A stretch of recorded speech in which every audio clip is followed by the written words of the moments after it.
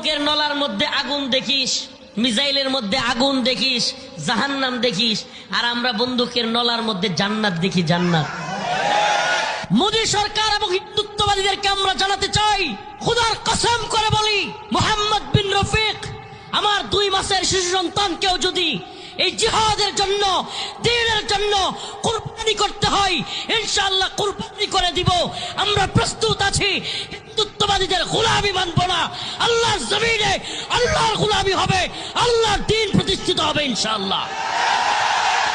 এজন্য গত কয়েকদিন আগের প্রোগ্রামে টাঙ্গাইলে বলেছিলাম, অন্তত আর কিছু না পারলেও 5-7 হাত করে করে বড় ধরনের লোহার কিছু অস্ত্রই বানায় রাখেন। পারবো তো ইনশাআল্লাহ। হ্যাঁ প্রিয় মুসলিম উম্মার যুব সমাজ, তোমাদেরকে বলি, একটা মুসলিম যুবক যদি দাঁড়ায় যায় 10টা হিন্দুত্ববাদীকে সাইজ করে দিয়ে তারপরে শহীদ হব আমরা। এক একজন 10টা 20টা করে, রাজি আছেন তো ইনশাআল্লাহ? কাঁধে কাঁধ মিলিয়ে আমরা এদের চাইতে আগ বাড়ায় ইনশাআল্লাহ জিহাদি তামান্না, ইমানি তামান্না নিয়ে দেখায় দিব ইনশাআল্লাহ। প্রিয় যুব সমাজ, তোমাদের কাছে এই একটাই চাওয়া, প্রিয় ভাইরা আমার, একটাই চাওয়া আমাদের, যেন আমাদের দেশে ডাক আসলে মুজাহিদের গাত্তি না হয়।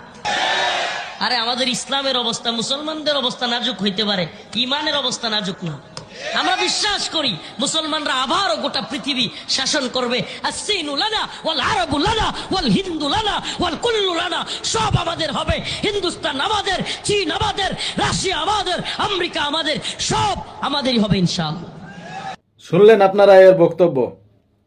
শিশু বক্তা হিসাবে খুব পরিচিত, কিন্তু মেঘে মেঘে এতটাই বেলা হয়ে গেছে, দেখতে শিশু হলেও বয়স কিন্তু যথেষ্ট হয়েছে। আজ আর বিশেষ কিছু বলবো না। আমার প্রিয় যারা ভিডিও দেখেন তাদের কাছে অনুরোধ, আপনারা আপনাদের মতামত অবশ্যই জানাবেন। আর শুধু একটা কথাই বলবো, ভারতকে ছেড়ে এবার চীন, আমেরিকা, রাশিয়া তাদের পিছনে লেগে গেল। তা চীন যদি সাপোর্ট করে থাকে, জানি না সাপোর্ট করে কিনা, যদি সাপোর্ট করে তাহলে তারা এই কথা শোনার পরে কি রিয়াকশন দেবে আর কিভাবে ফতোয়া জারি করলো, কথাগুলো নিশ্চয়ই শুনলেন আপনারা, অবশ্যই মতামত জানাবেন।